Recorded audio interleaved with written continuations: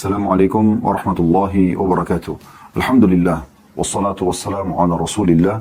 Segala puji dan puja kehadirat Allah subhanahu wa ta'ala, juga salawat dan taslim kepada Nabi besar Muhammad sallallahu alaihi wa ala alihi wa sahbihi wasallam. Teman-teman sekalian, istiqamah adalah sebuah program yang wajib untuk diterapkan oleh setiap muslim. Konsisten dalam menjalankan ketaatan-ketaatan. Konsisten dalam mengejar prestasi-prestasi ibadah. Dan ini memang kita butuhkan. Kenapa saudaraku seiman kita setiap kali mau makan baca bismillah atau basmalah? Kenapa setiap kali habis makan mengucapkan alhamdulillah? Kenapa setiap kali mau tidur baca doa? Bangun tidur baca doa. Masuk kamar mandi, keluar kamar mandi, keluar rumah, masuk rumah. Kenapa harus setiap kali ingin melakukan kita baca doa? Kenapa enggak sekali saja seumur hidup? Karena memang Allah subhanahu wa ta'ala menginginkan kita istiqamah. Setiap hari kita memiliki buku, lembaran-lembaran buku amal yang harus diisi. Makanya Nabi SAW mengingatkan kepada para sahabat dan menjadi peringatan juga buat kita semua, janganlah kalian mengatakan, dulu saya pernah mengerjakan sholat malam. Karena itu dulu. Kalau Anda pernah mengerjakan di masa muda, waktu bujang, waktu misalnya masih awal balik atau umur 17 tahun, sudah dicatat oleh Allah Subhanahu wa ta'ala. Tapi sekarang, ke depannya, selama ajal belum datang, apakah Anda sudah menjaganya? Itu yang dibutuhkan. Karena setiap orang nanti akan butuh dengan amal-amal solehnya untuk peninggian derajatnya di surga. Dan dia akan menyesal kalau sampai dia sia-siakan. Bagaimana Nabi SAW pernah melewati sebuah kuburan. Kemudian beliau bertanya, ini kuburan siapa? Bertanya kepada para sahabat. Lalu para sahabat mengatakan, ini kuburannya Fulan bin Fulan ya Rasulullah. Biasa orang Arab kalau tidak menyebutkan namanya dikatakan Fulan bin Fulan. Maka Nabi SAW mengatakan, demi zat yang jiwaku dalam genggaman manusia, demi Allah, mayit ini, kalau seandainya dia masih hidup sekarang, atau dia dihidupkan oleh Allah Subhanahu Wa Ta'ala, 2 rakaat yang sempat kalian kerjakan dari sholat, apa sunnah ataupun wajib, maka lebih dia cintai daripada dunia dan seluruh isinya. Andai saja Allah Subhanahu Wa Ta'ala menghidupkan di waktu sekarang ini, orang-orang yang sudah meninggal dunia, atau kita membayangkan diri kita meninggal dunia, lalu Allah memberikan kita kesempatan hidup setengah jam. Kira-kira apa yang akan kita lakukan, saudaraku seiman? Apakah kita akan kembali mencari restoran favorit kita? Atau kita akan kumpul lagi dengan istri atau suami? Atau meeting untuk urusan bisnis kita? Atau menikmati lagi taman yang indah di halaman rumah kita? Atau ranjang yang kita rasa nikmat tidur dan istirahat di atasnya? Demi Allah sudah tidak. Kita berharap setengah jam itu semuanya kita isi dengan sujud kepada Allah Subhanahu Wa Ta'ala. Membaca Al-Quran, bertaubat, beristighfar. Karena memang itu yang dibutuhkan untuk orang mati. Kenapa kita semua ini, yang sudah jelas-jelas akan menjadi calon jenazah, tidak mempersiapkan hal tersebut. Dan terus-menerus lalai. Seorang penyair Arab mengatakan, Ya bena Adam ila mata anta fi lahwin wala'ibin wal mautu nahwa kafatihan fahu. Wahai anak Adam, sampai kapan kau terus lalai? Sementara kematian membuka mulutnya dengan lebar di hadapan matamu. Artinya dia setiap saat bisa menerkammu. Bagaimana seseorang berpikir nanti dia sakit, baru kemudian dia meninggal dunia. Sehingga dia tidak mau istiqamah dalam ibadah-ibadah yang dia kerjakan. Terus saja dia mengulangi pelanggaran-pelanggarannya. Padahal sebenarnya mengulangi pelanggaran berarti akan mendatangkan pengulangan hukuman dari Allah Subhanahu Wa Ta'ala. Dosa itu akan membuat hidup itu sumpah, sedih, mimpi buruk, ribut dalam rumah tangga, ya, dan terharamkan dalam banyak atau dari banyak nikmat-nikmat Allah Subhanahu Wa Ta'ala. Efek dosa akan ke sana. Jadi kalau dosa yang pernah kita lakukan lalu kita ulangi lagi, maka akan sama efek jerahnya. Sebagaimana juga kalau kita mengerjakan amal-amal saleh, maka balasannya akan sama. Sudah jelas di depan mata kita dalam sejarah manusia. Kita ambil sejarah yang terdekat dari baginda Nabi SAW. Bagaimana beliau SAW dengan para sahabatnya yang istiqamah, Abu Bakar, Umar, Uthman, Ali, Talha, Zubair, Ridwanullah alim, dan hampir semua sahabat, mungkin tidak bisa kami sebutkan semua namanya, yang istiqamah bersama Nabi SAW sampai mereka wafat. Bagaimana Allah muliakan mereka. Dulunya Abu Bakar, Umar, Uthman, Ali, Talha, Zubair, tidak ada yang kenal. Mereka dikenal justru setelah Islam. Mereka dikenal justru setelah mereka istiqamah dalam amal-amal mereka. Tidak ada yang kenal karena mereka tinggal di satu kota kecil di Mekah, terpencil. Ya. Mekah pada saat itu kota yang tidak dilirik oleh orang-orang kecuali hanya sebagian orang yang mau datang haji. Dan setelah itu mereka pulang. Karena gersang, panas. Allah Subhanahu Wa Ta'ala memang menjadikan situasi di Mekah seperti itu supaya orang hanya datang ibadah. Andai saja Mekah itu penuh dengan kebun-kebun, sungai, dan indah sekali mungkin, orang akan datang bukan untuk ibadah. Orang akan datang untuk rekreasi. Allah sengaja memberikan kepada kita di sana suasananya, gersang padang pasir, panas cuacanya, memang untuk beribadah kepada Allah Subhanahu wa taala. Walaupun ada pepohonan, ada kenikmatan hidup, tapi umumnya hanya untuk agar kita menuju ke sana untuk beribadah kepada Allah Subhanahu wa taala. Ibadah ini teman-teman sekalian punya kenikmatan, hanya memang butuh keseriusan dalam mengerjakannya. Yaitu bahasa sederhananya dalam agama kita, konsisten atau istiqomah. Kalau Anda baru mengerjakan sholat duha 2 rakaat, baru sekali, belum terlalu terasa kekentalan keimanannya. Tapi kalau Anda sudah kerjakan 1 minggu, 1 bulan, 1 tahun, maka akan lebih kental terasa. Dan salah satu efek daripada istiqomah itu, terasa kalau kita sempat luput, tidak sholat duha yang biasa kita kerjakan itu, terasa ada yang hilang. Ada sesuatu yang sangat mahal gitu, yang luput dari kita. Sekali Anda konsisten mengerjakan sholat malam, 1 malam belum terlalu terasa. Tapi kalau sudah setiap malam, apalagi sampai setahun, 2 tahun Anda kerjakan, maka 1 malam saja luput, rasanya sudah seperti kehilangan sesuatu yang sangat besar. Anda rutin membaca Al-Quran, sama halnya. Kalau sudah rutin membaca, mungkin kalau baru membaca di Ramadan seperti ini, Anda baru baca 1-2 lembar, mungkin belum terlalu terasa. Tapi kalau Anda sudah rutinkan setiap hari Anda baca selama Ramadan, dan setelah Ramadan nanti terasa ada yang hilang kalau kita tidak membaca Al-Quran itu. Begitu juga kalau orang terus melakukan sampai tahunan sifatnya. Jadi mereka sudah merasakan kenikmatannya. Dan ini tidak mungkin dirasakan kecuali kalau seseorang itu istiqamah. Ya. Jadi agama itu atau amal-amal soleh ini bukan hanya untuk dites saja, tapi untuk selalu dijaga. Selalu dijaga. Bahkan dalam sebuah hadis kata Nabi SAW, amal yang paling Allah suka adalah amal yang rutin dikerjakan walaupun sedikit. Artinya membuat terasa keimanan muncul dalam hati dan dia istiqamah menjaganya.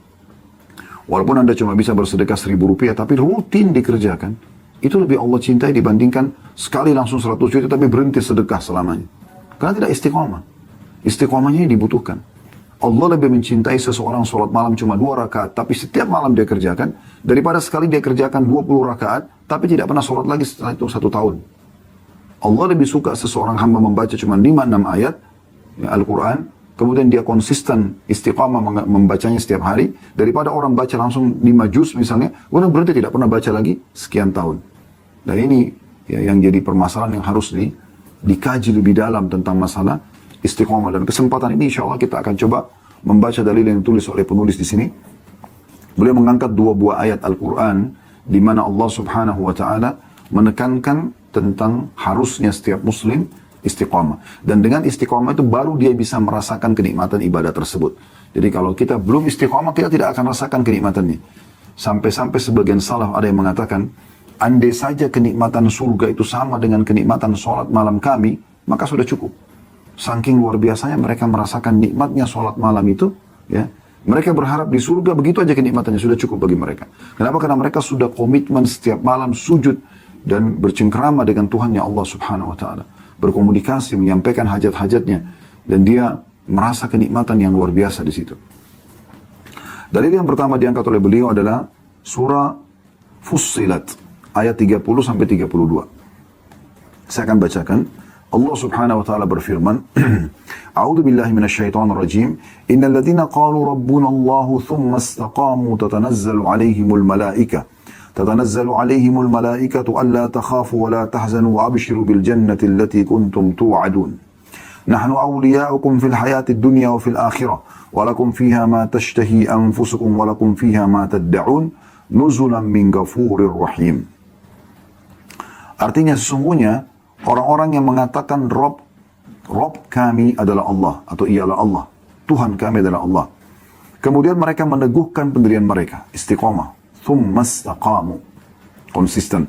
Maka para malaikat akan turun kepada mereka dengan mengatakan, janganlah kamu takut dan janganlah merasa sedih. Bergembiralah kamu dengan memperoleh surga yang telah dijanjikan Allah kepadamu. Kamilah pelindung-pelindungmu dalam kehidupan dunia dan akhirat. Di dalam surga itu, kamu memperoleh apa yang kamu inginkan dan memperoleh pula dalamnya apa yang kamu minta. Sebagai hidangan bagimu dari Tuhan yang Maha Pengampun lagi Maha Penyayang. Ayat ini sangat dalam sekali. Allah Subhanahu wa taala rincikan. Coba perhatikan potongan demi potongan. Kata Allah Subhanahu wa taala, sungguhnya orang-orang yang mengatakan Rob kami Allah. Berarti ikrar dengan lisan. Ya. Amantu billah, ku beriman kepada Allah. Dan dia fikirkan dengan akalnya, serta dia imani dengan hatinya. Maka ini dinamakan iman. Dan dia praktekkan dalam kehidupan sehari-harinya, betul dia yakin ada Tuhannya Allah. Sehingga apa yang dia kerjakan yang Allah perintahkan dan Allah halalkan, dia nikmati, dan apa yang Allah larang dia tinggalkan. Kemudian mereka meneguhkan pendirian mereka. Jadi tidak cukup beriman kepada Allah, tapi istiqomah, menjaga keimanan itu. Untuk apa teman-teman sekalian kalau kita pernah lurus di jalan Allah, kemudian kita bengkok setelah itu? Apa manfaatnya? Tidak ada manfaat buat kita. Ingat, efek jerah daripada perbuatan dosa akan sama. Yang kufur kepada Allah akan sama dengan Abu Jahal, Abu Lahab, Umayyah bin Khalaf, akan sama dengan Fir'aun, dengan Haman, akan sama. Yang beriman akan sama dengan Nabi-Nabi, Ibrahim, Musa, Muhammad alaihi wassalatu wassalam, dan para sahabat Nabi, Abu Bakar, Umar, dan seterusnya. Akan sama. Ya, Allah SWT mengatakan, walan tajid li sunnatillahi tabdila. Kalian tidak akan pernah menemukan di sistem yang Allah sudah buat ada perubahan-perubahan. Tidak mungkin. Ibaratnya kita menjadi seorang pegawai, kalau kita ikutin orang-orang yang berprestasi di perusahaan itu, kita juga akan sama dengan mereka. Minimal sama prestasinya atau bahkan lebih baik. Kalau Anda ikutin pegawai yang ugal-ugalan di situ, malas-malesan, maka apa yang menimpa mereka akan menimpa kita. Jelas sekali. Ya. Anda ikutin orang yang berprestasi, orang yang baik, Anda juga akan sama dengan dia. Buah tidak akan jauh dari pohonnya. Dan kalau Anda ikutin orang-orang yang rusak, maka Anda pun akan menjadi orang yang rusak. Berapa banyak orang yang tadinya baik akhlaknya, jadi rusak karena dia mengikuti orang-orang yang salah. Berapa banyak orang yang rusak mengikuti orang baik, akhirnya menjadi orang yang baik. Oleh karena itu harus hati-hati dalam masalah-masalah seperti ini. Jadi setelah beriman kepada Allah, istiqamah. Menikmati semua yang halal, mengerjakan yang diperintahkan, wajib dan sunnah, serta meninggalkan apa yang Allah larang, haram dan makruh. Lalu Allah mengatakan, maka para malaikat akan turun kepada mereka dengan mengatakan, ini kapan? Di saat kematian. Jadi saat kematian datang, malaikat-malaikat akan datang. Kemudian akan berkata kepada orang yang dicabut ruhnya ini, bergembiralah kamu dengan memperoleh surga yang telah dijanjikan Allah kepadamu. Sampai sini dulu, ada sebuah riwayat, pernah Nabi SAW berkata kepada para sahabat, siapa yang rindu ingin bertemu dengan Allah, Allah akan rindu bertemu dengannya. Dan siapa yang benci bertemu dengan Allah, Allah akan benci bertemu dengannya. Maka sempat para sahabat merasa sedih dengan penyampaian Nabi SAW ini. Karena mereka khawatir. Di antaranya, Ummul Mu'minin Aisyah radhiyallahu anha, istri Nabi SAW. Beliau merasa ketakutan dengan hadits ini. Sampai waktu Nabi SAW lihat dia sedih, Nabi SAW tanya, ada apa wahai Aisyah? Kenapa kau sedih seperti ini? Dia mengatakan, ya Rasulullah, saya masih kepikiran tentang hadits yang Anda sampaikan. Ya, Anda menyampaikan kalau siapa yang rindu bertemu dengan Allah, Allah rindu bertemu dengannya. Siapa yang benci bertemu dengan Allah, Allah benci bertemu dengannya. Apakah kalau kami takut mati, berarti kami benci bertemu dengan Allah? Karena kan untuk bertemu dengan Allah kita harus mati dulu. Maka kata Nabi SAW, bukan seperti itu wahai Aisyah. Tapi kalau orang mukmin meninggal dunia, di saat dia meninggal dunia, maka akan berdatangan malaikat-malaikat. Sebelum dicabut ruhnya, akan datang malaikat-malaikat yang cukup banyak, kemudian mereka menyampaikan berita gembira kepada orang ini. Sambil memperlihatkan kepada mereka amal-amal soleh yang mereka kerjakan. Ini sholatmu, ini puasamu, ini hajimu, ini sedekahmu, ini bakti sama orang tuamu. Semua diperlihatkan. Karena kamu lakukan semua ini, kamu akan masuk ke dalam surga. Lalu diperlihatkan surganya. Maka dia pun kagum sekali dengan surga itu. Karena dia saat ini akan dicabut ruhnya. Supaya rasa takutnya hilang. Maka dengan itu, dia berharap segera mati. Segera bertemu dengan Allah. Maka Allah pun rindu bertemu dengannya. Sebaliknya, kalau orang itu kafir, maka akan datang sosok-sosok malaikat mendekati dia, lalu memperlihatkan semua dosa-dosa dia. Pelanggaran-pelanggaran dia. Ini yang kamu kerjakan, ini yang kamu kerjakan. Semua kesalahan-kesalahan dia. Maka dia ketakutan di situ. Dia udah tahu nih, efek daripada perbuatan-perbuatan yang salah dia selama ini, yang sudah diperlihatkan oleh para malaikat, dan dia sadari perbuatan tersebut, akan membawa dia ke dalam api neraka. Maka dia pun akhirnya ketakutan pada saat itu. Dan dia tidak berharap bertemu dengan Allah, atau benci bertemu dengan Allah. Allah pun benci bertemu dengannya. Jadi dimaksud sini adalah para malaikat itu akan datang dan nampak kepada kita di hari kematian kita. Dan mereka akan menyampaikan apa yang telah Allah sampaikan dalam ayat ini. Mereka akan mengatakan tidak ada rasa takut ya untuk kalian. Dan bergembiralah. Di sini katakan janganlah kamu takut dan jangan merasa sedih. Karena kan orang menghadapi kematian takut, sedih. Karena dia tidak tahu ada apa di sana misterius. Maka dengan adanya malaikat-malaikat yang datang ini lalu menyampaikan berita gembira kepada mereka, jangan takut, jangan sedih.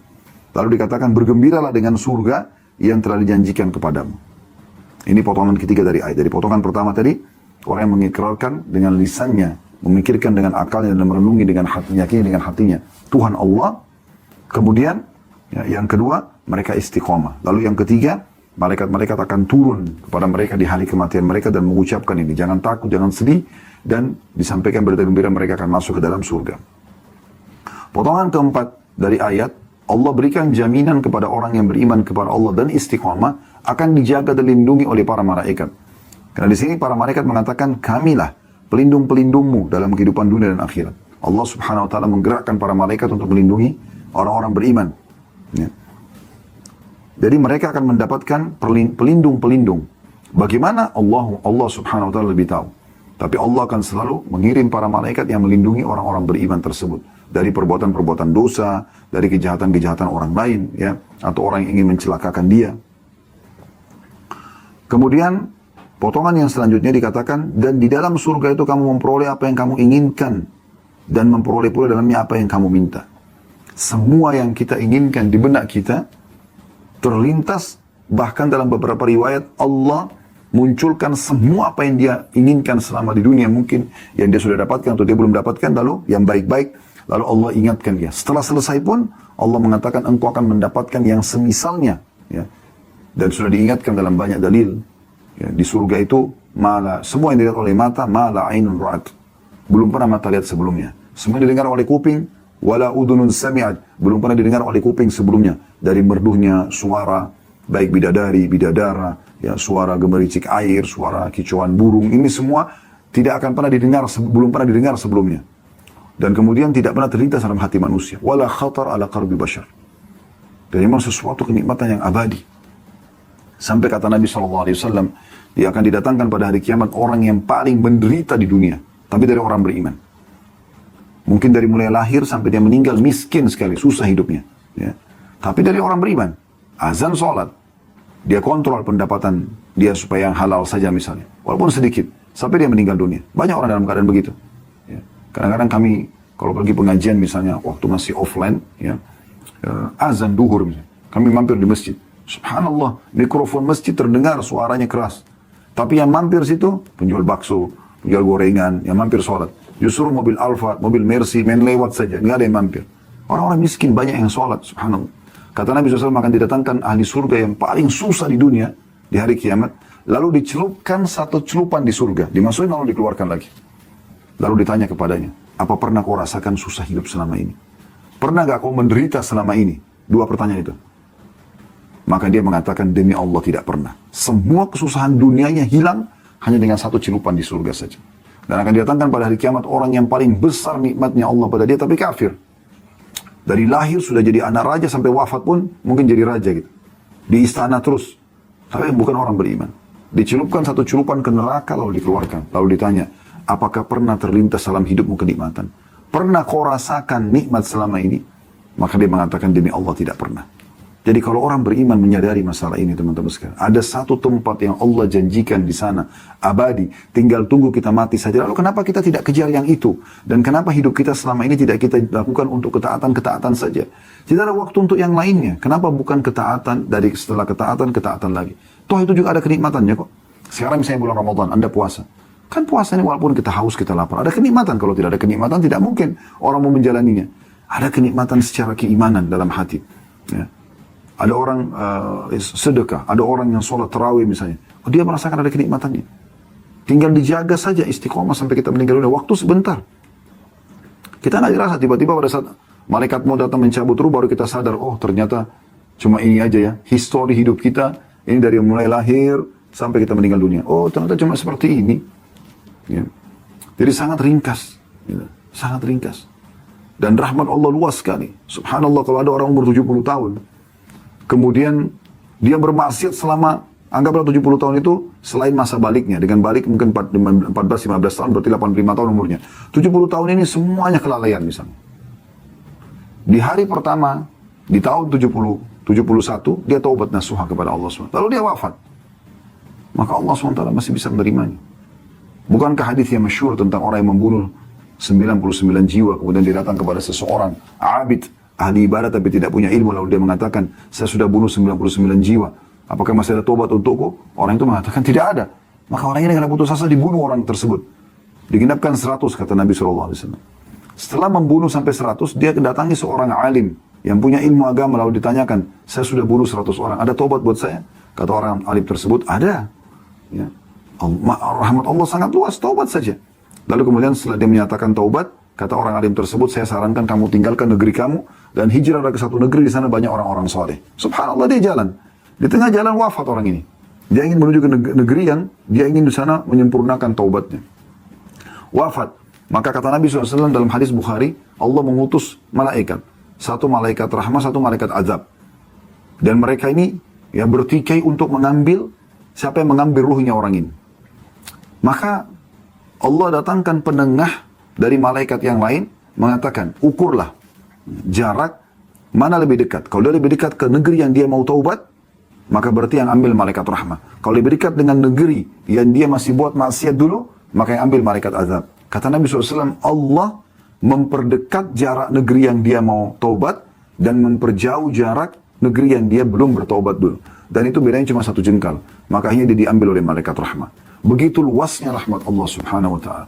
Ini orang belum pernah beramal saleh, tapi niat taubat. Bagaimana kalau Anda sudah kerjakan amal saleh lalu Anda sudah istiqamah?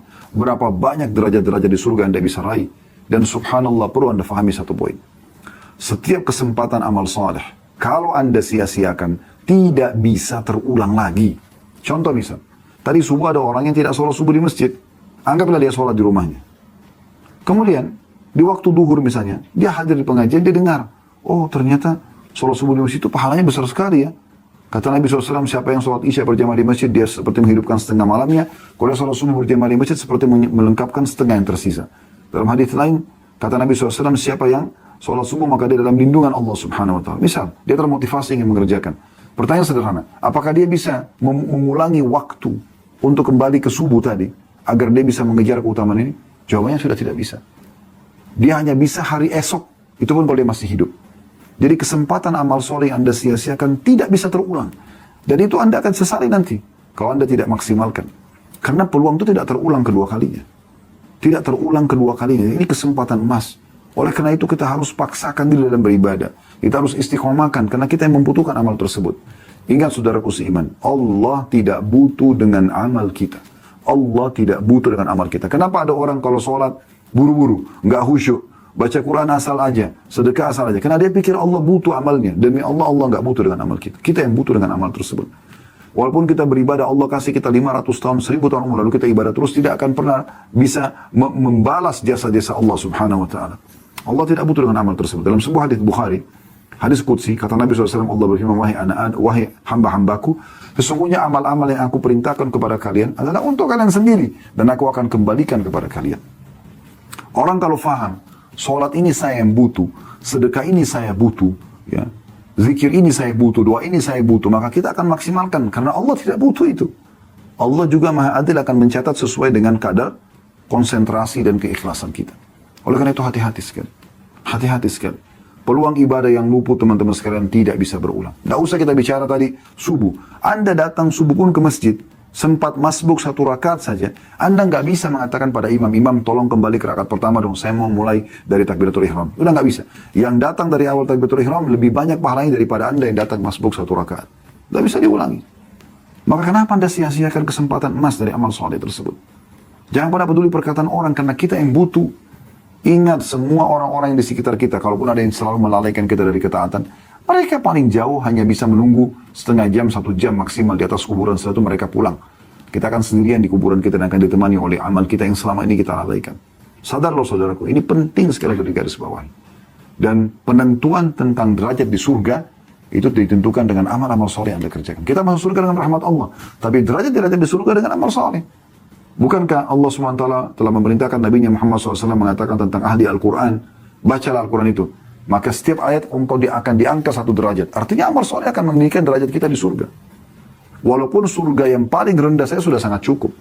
Karena dalam sebuah riwayat sahih disebutkan, nanti akan datang orang pada hari kiamat, nanti keluar dari api neraka. Ini penghuni surga terakhir keluar dari neraka. Setelah dia tidak lagi di neraka, itu sudah orang kekal, orang kafir, orang munafik, orang musyrik yang abadi selamanya. Ini orang mukmin tapi banyak dosanya, dibersihkan dosanya dulu, dikeluarkan dari neraka.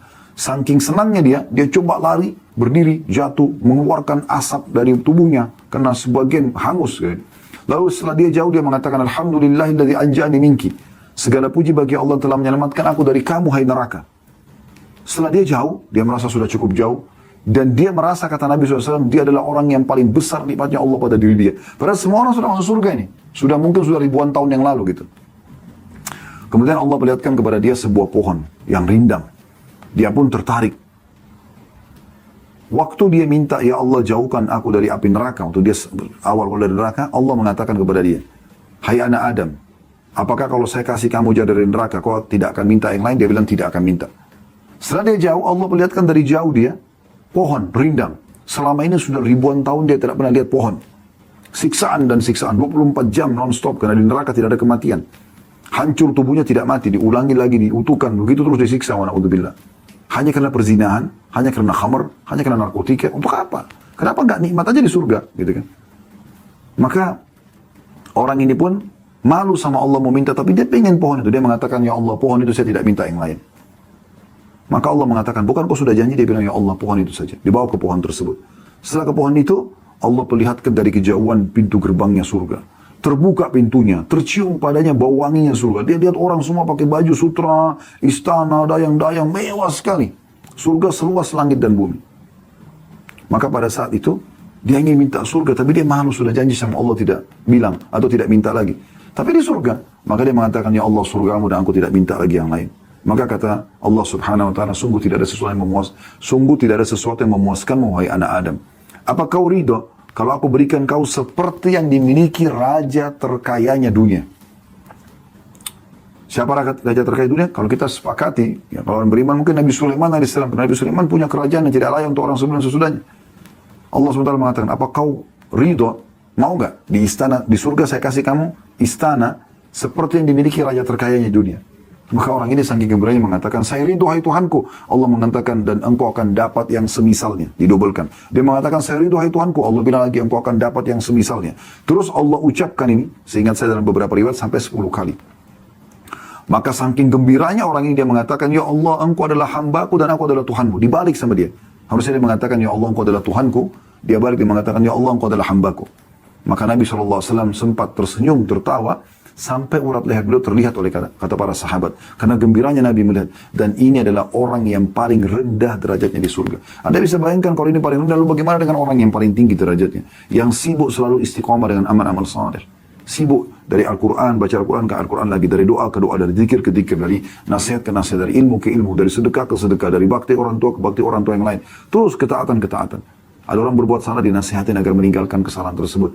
Jadi ini satu hal yang baik dan nikmat sebenarnya. Jadi Allah mengatakan di surga kita akan mendapatkan apapun yang kita inginkan. Ya. Lalu dikatakan penutupan ayatnya sebagai hidangan bagimu dari Allah atau pemberian dari Allah yang maha pengampun lagi maha penyayang. Sampai ya, Nabi SAW mengatakan bahwasanya akan ada burung-burung yang berterbangan di surga. Ya.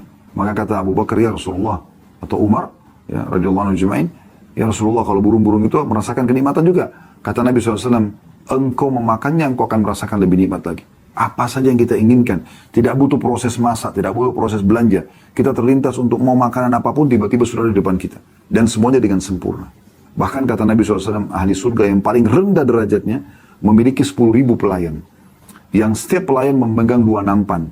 Ya, yang orang ini makan dari semua nampan tersebut tanpa dia makan dari semua nampan tersebut, ya, dan merasakan kenikmatannya dari nampan yang pertama sampai nampan yang terakhir. Karena di surga tidak ada lapar, nggak ada haus. Orang makan bukan karena lapar, orang berhenti bukan karena kenyang. Semuanya kenikmatan abadi.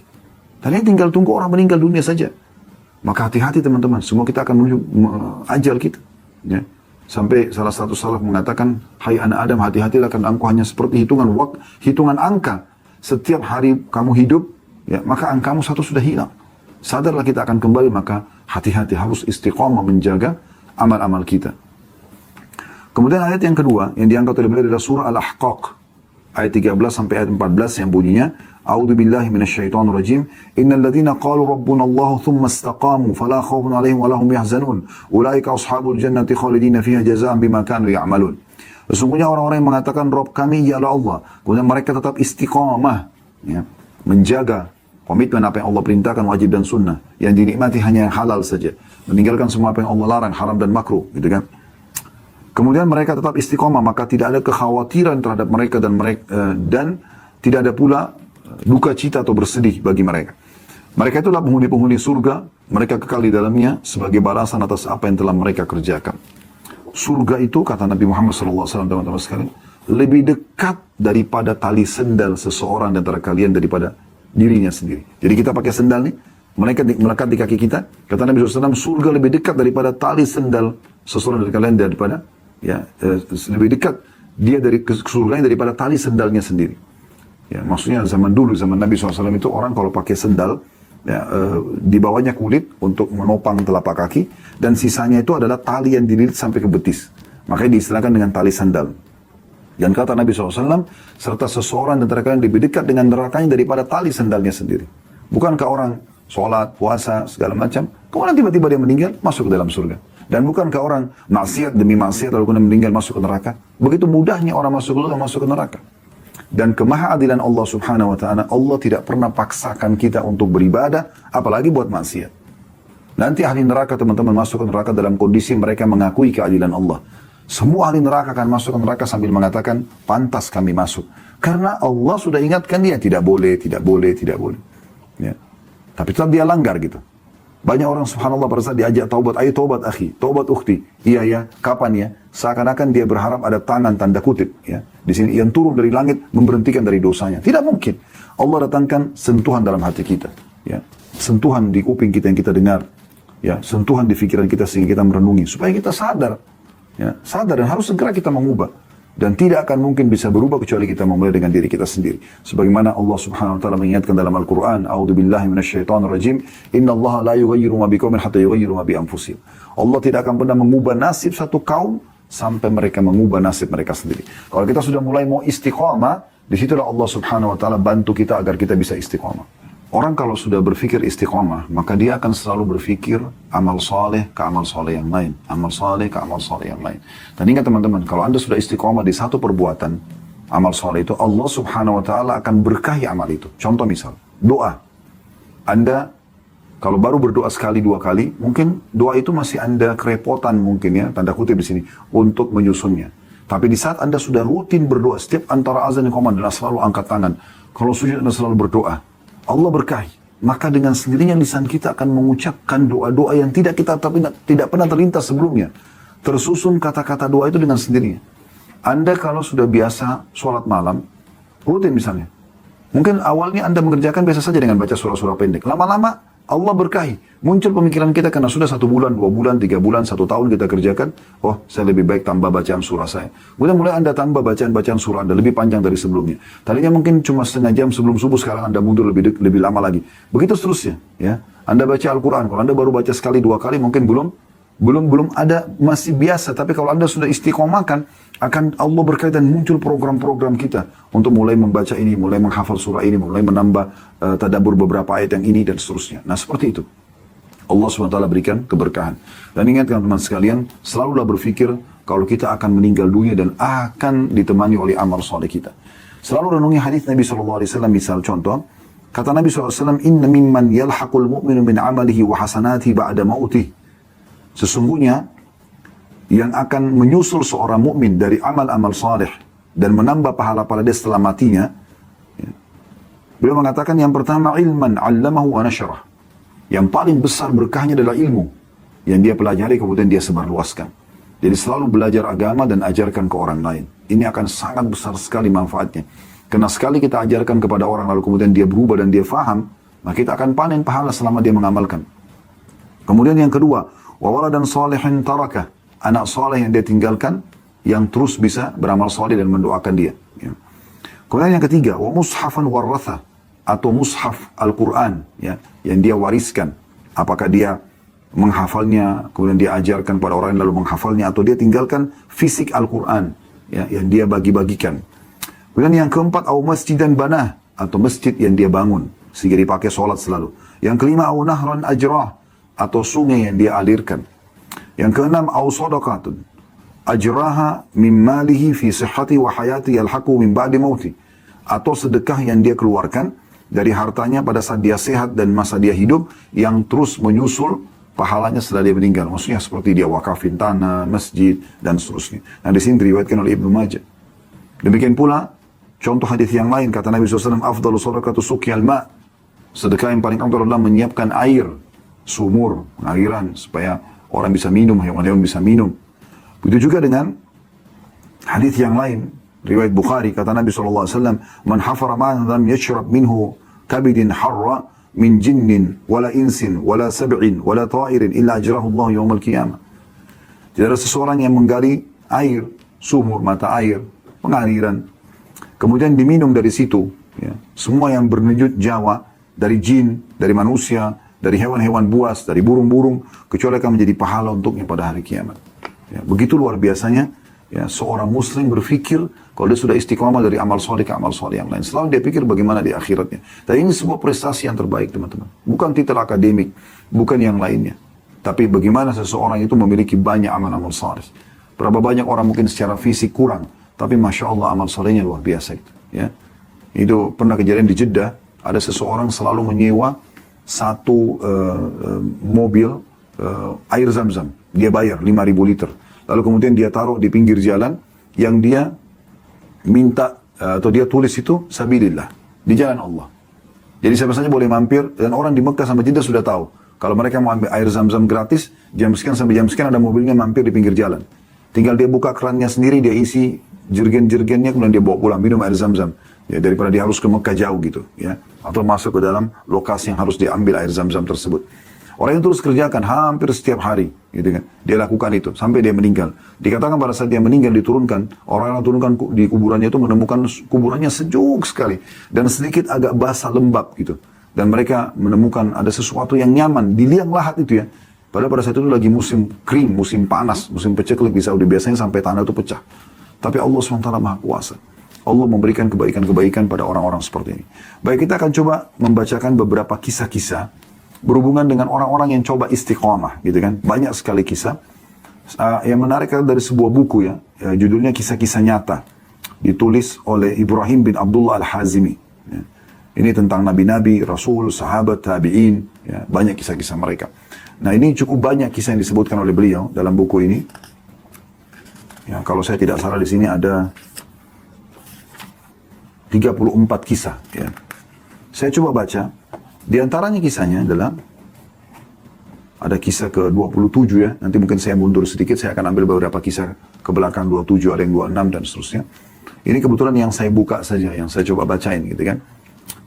Judulnya memberi 1 dirham lalu Allah memberinya 120.000 dirham. Dikatakan dari Fudail bin Iyad rahimahullah, ini salah satu ulama tabi'in yang hidup dari tahun 105 Hijriah sampai 187 Hijriah. Fudail bin Iyad terkenal seorang alim ulama dulu. Ia berkata, seseorang laki-laki menceritakan kepadaku bahwa ada laki-laki yang keluar membawa benang tenun. Lalu ia menjualnya seharga 1 dirham untuk memberi tepung. Jadi dia hidup dari penghasilan ya harian. Kebetulan waktu itu dia punya benang, dia jual 1 dirham untuk dia biaya hidup dia sama istri dan anak-anaknya. Lalu setelah menjual 1 dirham, dia melewati ada 2 orang yang sedang berkelahi, ribut, saling menjambak, ya, narik-narik rambut satu sama yang lain. Lalu orang yang punya 1 dirham ini bertanya, ada apa ini? Kenapa kalian berantem? Kenapa kalian berkelahi? Maka dikatakan kepadanya bahwa keduanya bertengkar karena uang 1 dirham, memperbuat 1 dirham. Maka tanpa lama banyak berpikir, dia langsung memberikan 1 dirham yang dia miliki itu untuk menyelesaikan perkara mereka. Lalu ia pulang ke rumahnya, mendatangi istrinya, dan mengabarkan apa yang sedang terjadi. Istrinya juga salihah, bukan orang yang justru mengatakan, kenapa dikasih, saya sama anak-anak saja belum makan. Enggak. Istrinya cuma mencari barang apa lagi yang di rumah yang bisa dijual. Setelah dikasih ke suaminya, lalu laki-laki itu yang sebagai suami ini keluar lagi, dan coba menjualnya. Tapi barangnya tidak juga laku. Kemudian tiba-tiba ia berpapasan dengan seorang laki-laki yang membawa ikan yang menebar bau busuk. Orang itu berkata kepadanya, orang yang sedang jadi tokoh kita ini berkata kepada orang yang bawa ikan busuk itu, engkau membawa sesuatu yang tidak laku, dan aku juga membawa sesuatu yang tidak laku. Apakah engkau mau menukar ikan ini dengan barangku ini? Jadi tidak disebutkan barang apa yang dia bawa dari rumah, tapi dia ingin tukar. Padahal ini ikan busuk gitu. Maka ia pun menukarnya. Maka pulanglah laki-laki itu ke rumahnya dengan membawa ikan tersebut yang busuk. Lalu ia berkata kepada istrinya, segeralah urus atau masak ikan ini, kita sudah hampir mati kelaparan, karena nggak ada makanan sama sekali. Maka sang istri segera mengurus ikan tersebut, lalu dibelahnya perut ikan itu, maka tiba-tiba didapat dari perut ikan itu sebuah mutiara ya, yang mengkilau, mengeluarkan warna yang terang. Wanita itu pun mengatakan, wahai suamiku, dari perut ikan ini keluar sesuatu yang lebih kecil daripada telur ayam. Ia hampir sebesar telur burung merpati. Maka suaminya pergi sambil mengatakan, perlihatkan kepadaku. Maka ia pun melihat sesuatu yang tidak pernah dilihatnya sepanjang hidupnya. Pikirannya pun melayang dan hatinya berdebar. Lalu ia berkata kepada istrinya, aku kira ini adalah mutiara. Sang istri menyaut, tahukah engkau berapa nilai mutiara ini? Suaminya mengatakan tidak. Tetapi aku mengetahui siapa yang mengerti tentang itu. Lalu ia mengambil mutiara itu dan pergi ke tempat para penjual mutiara. Ia menghampiri kawannya yang ahli di bidang mutiara. Ia mengucapkan salam kepadanya. Sang kawan pun menjawab salamnya. Selanjutnya ia mengeluarkan sesuatu sebesar telur burung tersebut. Seraya berkata, periksalah berapa nilai benda ini. Kawannya memperhatikan benda itu begitu lama. Kemudian ia berkata, aku menghargainya 40.000. Jika anda mau, uang ini aku bayarkan kontan sekarang juga kepadamu. Tapi jika kamu menginginkan harga lebih tinggi, pergilah kepada si fulan. Dia akan memberimu harga lebih tinggi dari aku. Maka ia pun pergi kepada orang yang ditunjuk oleh kawannya tadi, menunjukkan mutiara tadi. Kemudian orang yang kedua ini, ya, terpukau dengan keelokan mutiara tersebut, lalu menawar dengan 80.000 dirham. Lalu dia mengatakan, jika engkau ingin harga yang lebih tinggi, pergilah kepada fulan, ditunjukkan orang yang ketiga. Lalu dia pun pergi, dan orang yang ketiga menawarnya dengan 120.000 dirham. Maka orang itu pun mengatakan, aku yakin tidak akan ada orang yang berani menawar lebih daripada ini sedikit pun. Lalu laki-laki itu mengatakan, baiklah saya jual. Lalu harta itu ditimbangnya. Maka pada hari itu yang membawa 12 kantong uang, pada masing-masingnya terdapat 10.000 dirham. Ia pun pergi membawa uang itu ke rumahnya untuk disimpan. Tiba-tiba di pintu rumahnya ada seorang fakir yang meminta-minta. Maka ia berkata, keadaan orang fakir ini persis seperti keadaanku dulu. Dia mempersilakan orang fakir itu masuk dan orang itu pun masuk. Ia berkata, ambillah separuh dari hartaku ini. Maka orang fakir itu mengambil 6 kantong uang yang dibawanya. Setelah agak jauh, ia kembali lagi seraya berkata, sebenarnya aku bukanlah orang miskin atau fakir. Aku diutus kepadamu oleh Allah subhanahu wa ta'ala yang telah mengganti 1 dirhammu dengan 20 kirat. Dan yang diberikannya kepadamu itu baru 1 kirat saja. Dan dia menyimpankan untukmu 19 kirat lagi. Maksudnya, kisah ini memberikan gambaran kepada kita. Bagaimana pada saat seseorang itu yakin dengan perintah Allah subhanahu wa ta'ala. Dan dia yakin kalau dia bersedekah, dia istiqomah dengan itu, Allah SWT akan berikan balasan. Dia hanya bantu orang 1 dirham, Allah ganti dengan 120 dirham. Bahkan Allah uji lagi. Setelah menerima uang itu pun masih ada orang miskin yang minta. Dan dia tidak menahan diri. Dia masih membagi. Bahkan dia mengatakan sesungguhnya orang miskin ini telah tertimpa apa yang menimpa aku. Maka dia bagi 2 lagi harta yang dia dapatkan. Begitu mulianya hati orang seperti ini. Tapi ini tidak mungkin dirasakan kecuali oleh orang-orang yang istiqamah. Ya. Kemudian di kisah 26-nya, saya sedikit mundur. Beliau mengangkat hadis yang masyhur ini ya. Hadis ini diriwayatkan oleh Imam Muslim dan juga Imam Ahmad. Bahwasanya Nabi SAW menceritakan ada seorang pria yang berjalan di padang pasir. Tiba-tiba dia mendengar suara dari langit yang mengatakan, airilah kebun si fulan. Dia lagi jalan, dia dengar ada suara dari langit. Airilah kebun si fulan. Kemudian dia lihat ada awan yang berjalan menuju tempat tersebut. Lalu awan itu menumpahkan air hujan di sebuah area tanah yang penuh dengan batu hitam. Di sana ada sebuah aliran air yang menampung air tersebut. Pria itu terus mengikuti kemana air itu mengalir. Tiba-tiba dia melihat ada seseorang yang sedang berdiri di kebunnya sambil mendorong air itu dengan penyodoknya ke dalam kebunnya. Dia berkata, hai hamba Allah, siapa nama anda? Pemilik kebun itu menjawab, nama aku Fulan. Persis seperti nama yang didengar dari arah awan tadi. Pemilik kebun itu balik bertanya, hai hamba Allah, mengapa anda menanyakan namaku? Maka pria itu mengatakan, aku telah mendengar suara di awan yang menurunkan air ini. Suara itu mengatakan, inilah kebunnya si Fulan. Dan namamu disebutkan. Apa sebenarnya yang engkau lakukan dengan kebunmu ini? Maka pemilik kebun itu mengatakan, kalau itu yang engkau tanyakan, maka ketahuilah sesungguhnya aku biasa menghitung hasil yang didapat dari kebunku ini, lalu aku sedekahkan sepertiganya.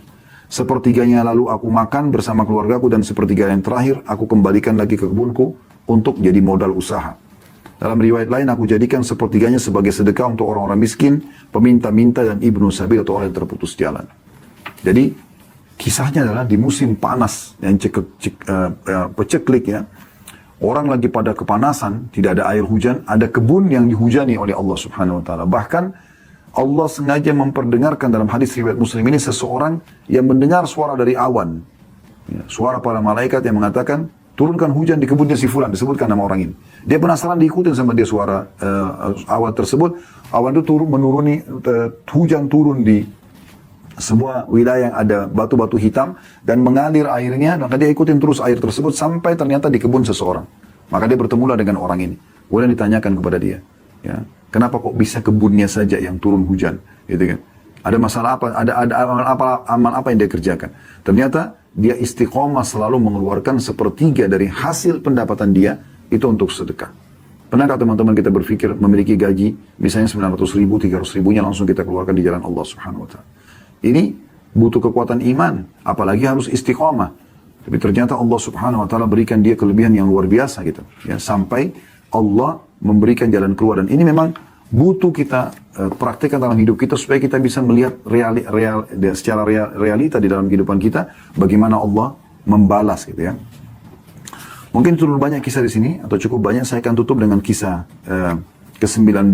Ya, saya mundur lagi, nanti Anda bisa miliki buku ini, cukup banyak kisah-kisah nyatanya. Yaitu meninggalkan dusta maka diterima kerja. Ini bukan kisah klasik tapi kisah sedikit modern di Eropa, beliau mengatakan. Dalam kisah ini dikatakan ada seorang pria berkebangsaan Eropa yang telah memeluk agama Islam dan baik keislamannya, jujur dalam tindakannya dan bersemangat untuk menampakkan keislamannya.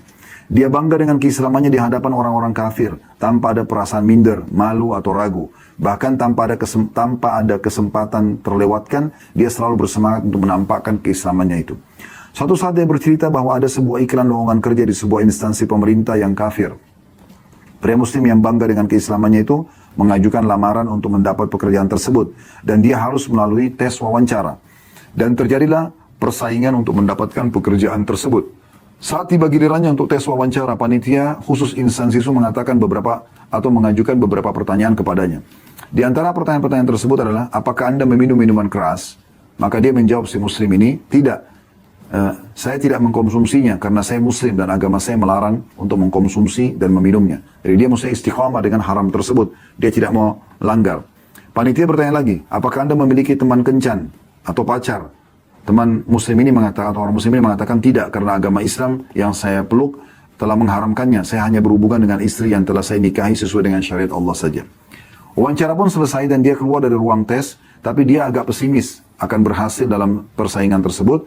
Akan tapi di luar dugaan ternyata hasil akhirnya adalah bahwa semua pelamar yang jumlahnya banyak itu gagal dan hanya dialah satu-satunya yang berhasil lulus dari dalam tes itu.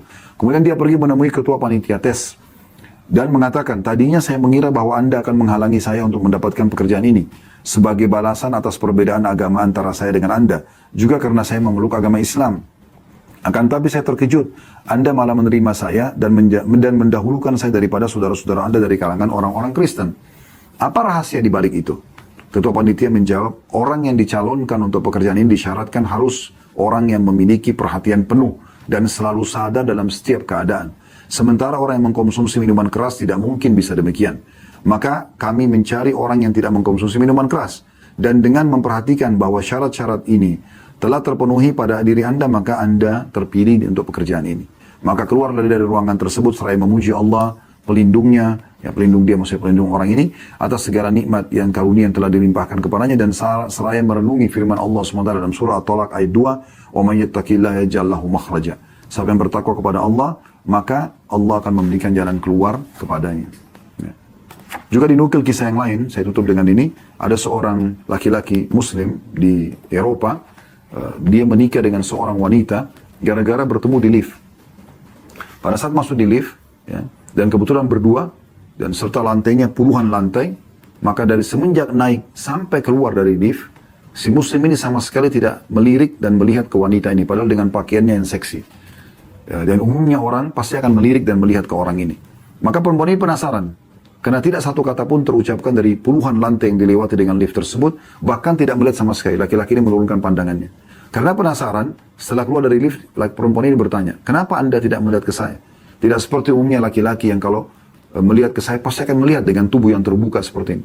Dia mengatakan, saya seorang muslim dan agama saya melarang untuk itu. Maka saya tidak melihat Anda karena Allah atau agama melarangnya. Setelah dia telusuri, ternyata betul itu perintah agama Islam, hanya wanita ini masuk Islam dan hanya menikah dengan laki-laki tersebut. Dan ada ribuan kisah yang seperti ini. Di saat orang itu coba istiqamah, menjaga dirinya di atas agama Allah SWT, Allah malah memberikan dia keselamatan dan keberuntungan insya Allah.